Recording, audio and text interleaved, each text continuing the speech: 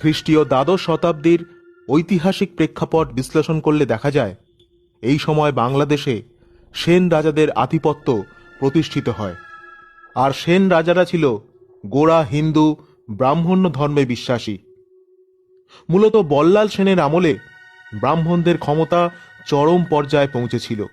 এই সময় ব্রাহ্মণরা ঘোষণা করেছিল এই বঙ্গে ব্রাহ্মণ ও শূদ্র ছাড়া অন্য কোনো জাতির ঠাঁই নেই। ঠিক সেই সময় এই তেলকুপি অঞ্চলে তামার খনির আকরিক প্রায় নিঃশেষিত হয়ে গিয়েছিল, যার পরিণামস্বরূপ সরাক বণিকদের বাণিজ্যে ভাঁটা পড়ল। অপরদিকে সেন রাজাদের দ্বারা এইসব জৈন বণিক সম্প্রদায়ের উপর নানান অপমানজনক দুর্ব্যবহারের মাত্রা ক্রমশ বাড়তে লাগল। ফলস্বরূপ সরাক বণিকরা চিরতরে তেলকুপি ছেড়ে নতুন ব্যবসার সন্ধানে দক্ষিণ ভারত পাড়ি দিল।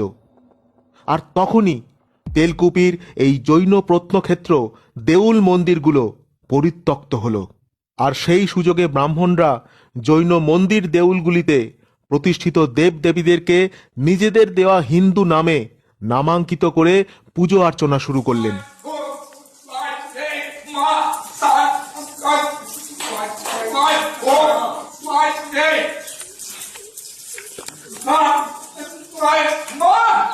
এই মুহূর্তে আমরা চলে এসেছি দামোদর পার হয়ে পার্শ্ববর্তী ঝাড়খণ্ড রাজ্যে। গ্রামের নাম খাড়া পাথর। এখানে রয়েছে তেলকুপি থেকে প্রাপ্ত ভৈরবনাথের মূর্তি।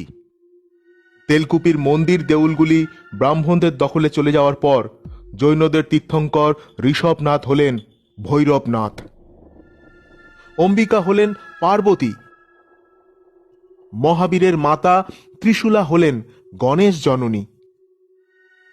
আর তেলকুপি ও তার পার্শ্ববর্তী অঞ্চল থেকে প্রাপ্ত বিভিন্ন মূর্তিগুলি রয়েছে এখানকার পার্শ্ববর্তী বিভিন্ন গ্রামে, যেমন পাথরবাড়ি, গুরুডি, লালপুর, বররা, খাড়াপাথর, চেলিয়ামা প্রভৃতি স্থানে।